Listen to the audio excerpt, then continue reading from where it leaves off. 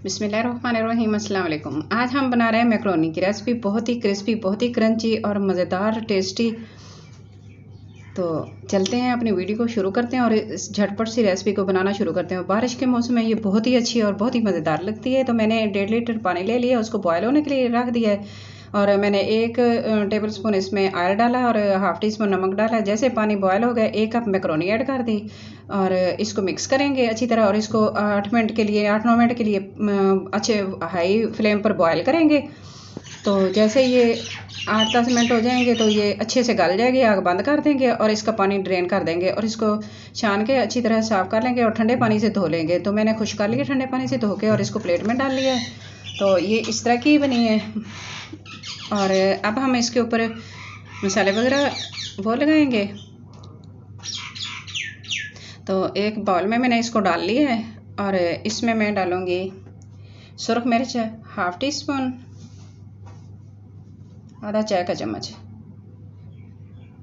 नमक भी मैं आधा टीस्पून डालूँगी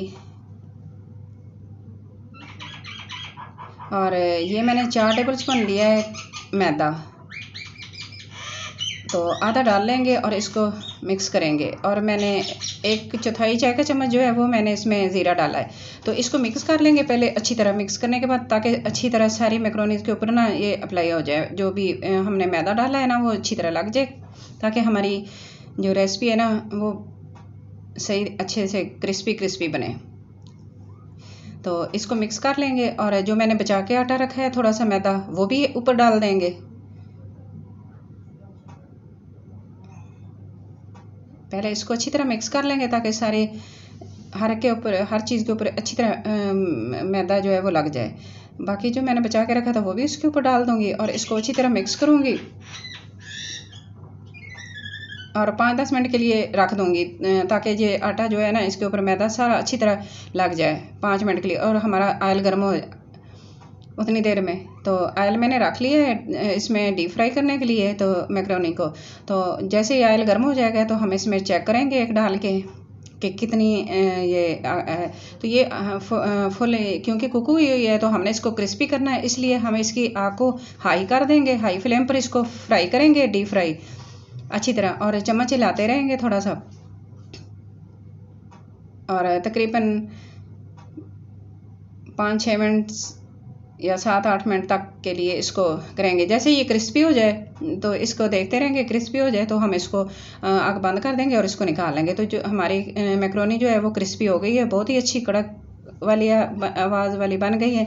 तो मैं इसको निकाल लूँगी इस तरह अच्छी तरह, इसका ऑयल सेपरेट कर देंगे और इसको निकाल लेंगे।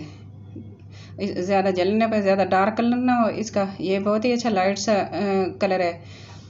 तो मैक्रोनी हमारी तैयार हो गई। झटपट बारिश के मौसम में एंजॉय करें। बारिश के मौसम में इस तरह की रेसिपी जल्दी से बनाएं और इसको क्रिस्पी एंजॉय करें।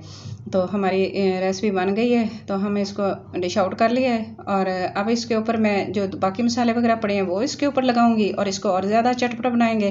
तो मैंने 1/4 चाय का चम्मच जो है ज़ीरा लगा दिया है इसके ऊपर और एक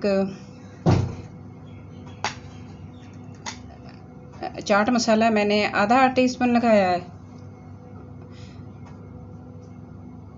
और इसको अच्छी तरह मिक्स कर लेंगे अच्छी तरह इसको, ताकि मसाला वगैरह सारा इसके ऊपर अच्छी तरह अप्लाई हो जाए। और मैंने 1 टेबल स्पून इसमें लेमन जूस लिया है, वो आखिर में इसके ऊपर डाल देंगे और इसको और भी ज़्यादा मज़ेदार बनाने के लिए। तो आज की हमारी मैक्रोनी की जो रेसिपी है वो बहुत ही अच्छी, बहुत ही मज़ेदार बन गई है। तो इसको मैं चेक करके दिखाती हूँ कितनी टेस्टी बनी है और कितनी ये क्रिस्पी है। तो अब इसको करते हैं डिश आउट और इसकी फ़ाइनल लुक की तरफ जाते हैं और देखते हैं कि इसकी आज की रेसिपी की फ़ाइनल लुक कैसी है।